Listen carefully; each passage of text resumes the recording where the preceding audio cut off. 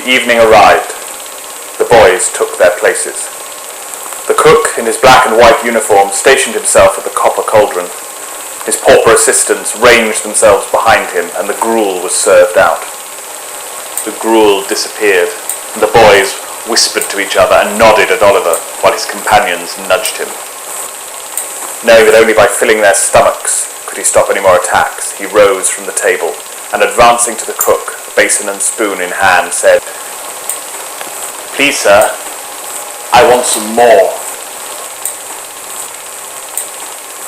The cook was a fat, healthy man, but he turned very pale. He gazed in stupefied astonishment at the small rebel for some seconds, then clung onto the hot copper cauldron for support. He let out a bellow of pain as his hand sizzled on the hot metal. The smell of seared flesh filled the room. The cook's assistants were paralyzed with wonder, the boys with fear.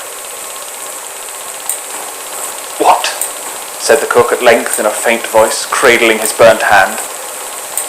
"Please, sir," replied Oliver, "I want some more."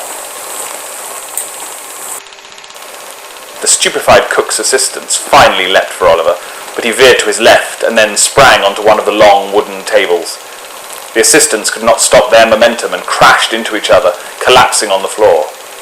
As he raced to where his companions sat, the hands of other children reached up at Oliver, begging for the bowl, others trying to wrestle it from his grip. "There's more gruel left," he shouted. "Look in the cauldron! Take it! It's yours!" Oliver's words had an extraordinary effect on the room. The starving boys rose from the benches, gripped their bowls, and charged towards the cauldron. As the cook stared at the hungry tide of bodies, he shrieked aloud for the beadle and ran from the room. Oliver crouched low, put the bowl down in front of his companions, and grinned. "I told you I'd get more." The Brotherhood of Fenris were sitting in solemn conclave when Mr. Bumble rushed into the room. Addressing the high priest, he said, "Lord Skinnim, I beg your pardon, sir. Oliver Twisted has attacked the cook and fed the other boys more gruel." There was a general start, and a look of horror passed between the men at the table. "More gruel," said Lord Skinnim. "Compose yourself, Bumble, and answer me distinctly. Do I understand that Oliver took more gruel and gave it to others rather than eat it himself?" "That boy needs to be hanged," said the gentleman in the white waistcoat. "He needs to be hanged before his good soul infects the others and we are left with none to sacrifice." "We cannot kill him," said Lord Skinnim heavily from his high chair. "I have seen the future in a dead child's glassy stare, and the future of Oliver Twisted has been revealed to me.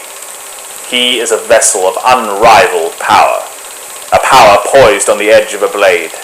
He can be used for supreme goodness or the most foul wickedness. No, my brothers, he cannot be killed, not until we can decide whether we can reveal and use his power for ourselves. He may well be the key to defeating the Knights of Nostradamus once and for all." An animated discussion took place. The beadle was ordered to take control of the dining room once more with the help of some of the Brotherhood. Oliver was put into instant confinement, and the local undertaker, Mr. Sowerbury, was brought before Lord Skinnim. They spoke long into the evening, and so a deal was struck.